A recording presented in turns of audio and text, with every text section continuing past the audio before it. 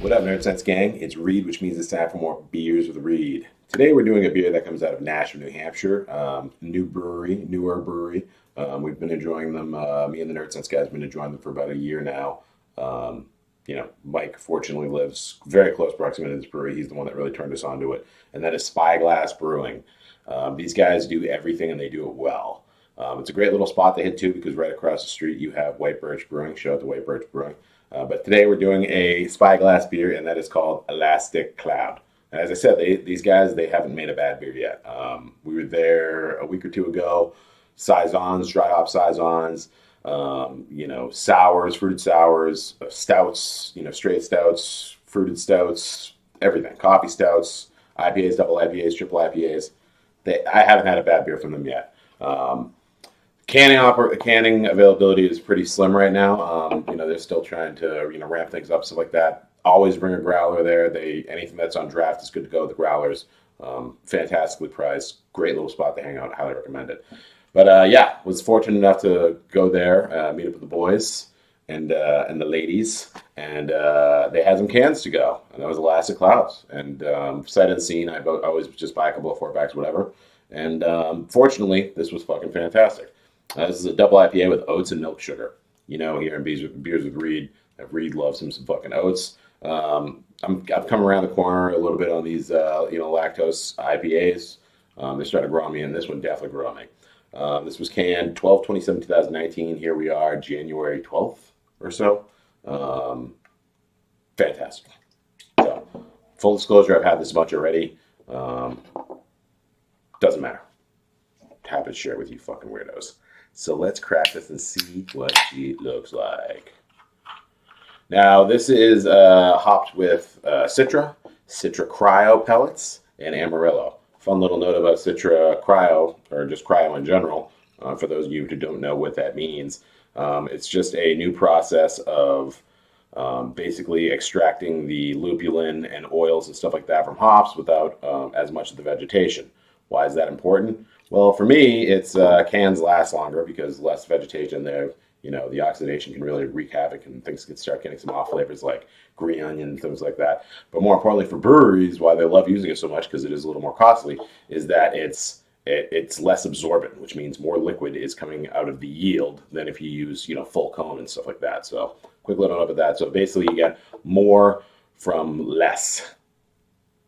That simple. And right off the bat, just since I've cracked this, it just reeks of fucking Citra in my office here, and that's not a bad thing. So let's you see it. Looks like a lot of IPAs in New England right now. Quickly dissipating head. Again, lactose is not great for building up heads, but doesn't matter. It smells fantastic. With that, let's get a nose. Jesus Christ. Very pungent, dank, bright, juicy, ripe orange characteristic. This is like, the cryo is so great at that. With the lactose sugar in there too, it's kind of sweetening everything up. It's very complimentary. It doesn't taste like a straight creamsicle or something like that, which is something I find kind of annoying about most lactose IPAs. This one is just kind of like giving that kind of natural sweetness to it. And with the oats in there, it's kind of lending a little bit of viscosity to it too. So the body is just fucking, and mouthfeel are out of control. But yeah, the aroma's very full, very juicy, very ripe, intense. No detectable alcohol. This is 7.8%. Perfect. So let's take a whack and see what's doing. Salute.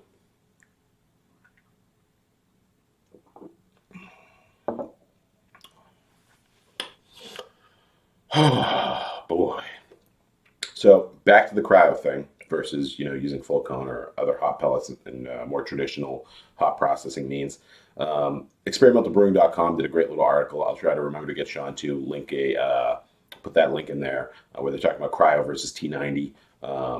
And one of the big things is were people able to notice the difference, flavor wise? For me, I kind of do. There's less of a prickliness. There's less of I'm looking for those things though, in a big, aggressively hopped beer. This, I think, is, in that bin of supporting that cryo, the less vegetation, it does make a difference to us, the consumer, more so than just the brewery saving, getting higher yield. So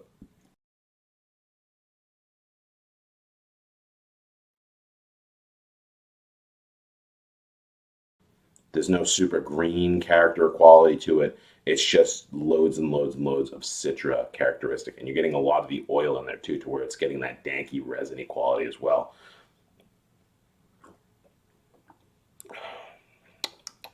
Man, you know, with the oats being such a great bodybuilder and giving that, you know, kind of viscous mouthfeel to it that I love so much, and the lactose, it's still not super, super creamy, again, which I really appreciate. So they weren't too aggressive with the oats or the lactose. It doesn't taste like a creamsicle. It still tastes like an IPA. Still tastes like a hazy New England style IPA. It's just got like a little, you know, couple of notches in the dial, increase in that body and mouth feel, and that little bit of creamy quality. But it's not like a glass of cream or anything like that. It's cool, which makes this, you know, less of a gimmick, you know, milkshake IPA.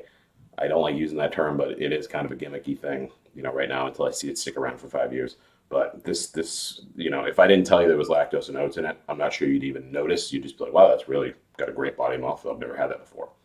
So it's none of those additions are cutting through the Citra whatsoever. So great hopping rate on this.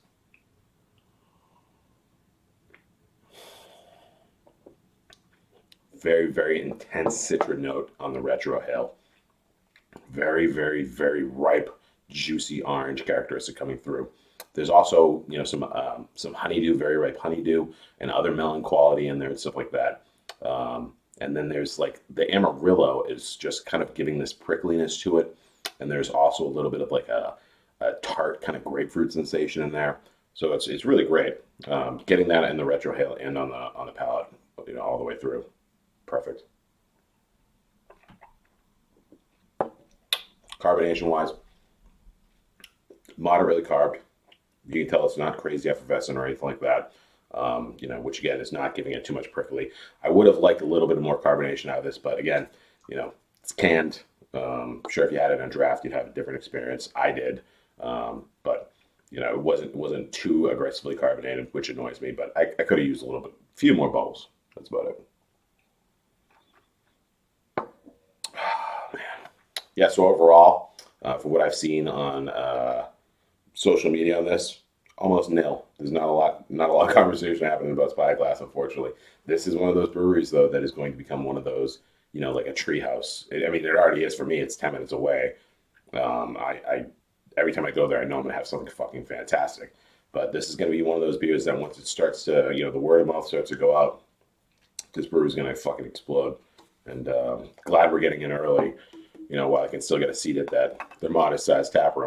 But, oh, man. The ratings on social media for this one was about 4.3, you know, and there was only a handful of ratings. You know, shame on me. I don't really rate on those metric sites. I think it's kind of silly. I'd rather just sit here and tell you what I think about a beer. This is a fantastic beer. If I had to give it a number, 4.75 out of 5.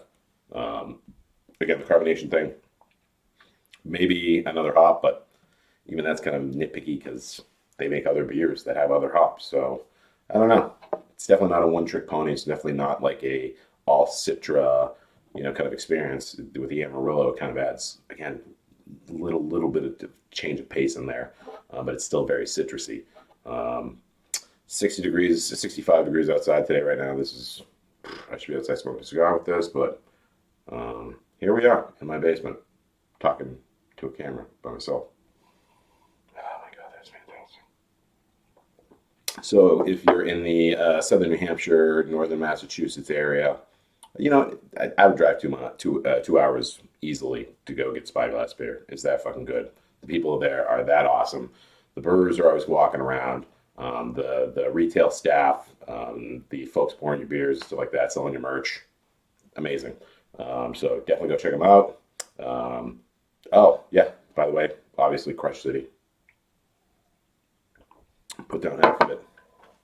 Sorry, I got some squash in the oven. Trying to keep this short. Yeah, Crush City all day. 7.8%. The mouthfeel, it's not too chewy.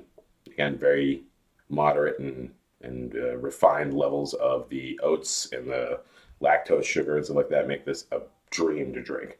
But yeah, if you have the opportunity to go check out Spyglass, if anything's bringing you to our little, you know, area of the world, definitely do yourself a favor and go check out Spyglass. Check online for their hours. Follow them on social media so you know when they're dropping cans and what they have for availability, because they are an emerging brewery. There's a lot of challenges associated with that. They can't make too much beer, but for their operation, it's amazing what they're putting out, how much, volume-wise and stuff like that. So there are limits on can offerings and stuff like that, blah, blah, blah. But if you, again, bring your growlers, bring your clean growlers, and fill up as much as you can, and then, impress all your friends with this brewery that, unfortunately, not a lot of people have heard about.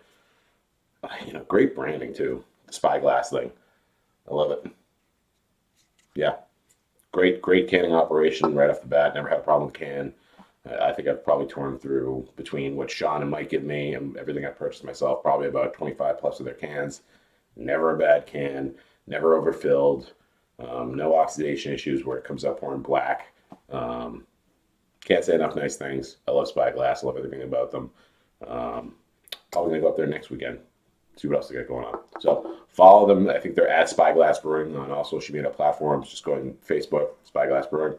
Very good about updating their site and their social media posts and stuff like that. So do what you can. Support these little guys, man. Because, Massachusetts, I think we lost 20 breweries this year, but we gained another, 20 on top of that. So there's a little bit of aspiration going on there where it's like, we're riding a roller coaster right now. If the brewery makes good beer, support them. Spyglass makes phenomenal Trillium Treehouse, Mystic, rest in peace, Brian Greenhagen. Sorry. But, if the brewery makes fucking phenomenal beer and their customer service is great and, they're doing their absolute best to give you a fantastic experience every time you go fucking support them. I know this is turning into a Spyglass advertisement. I promise they did not pay for this beer. I did. I'm not gifted any free shit. I will never review anything that was gifted to me unless it was from Sean or Mike or a close friend or something like that, with no association to the brewery other than they love the beer. So, Spyglass Brewing, whatever you have to do, trade, drop me a line.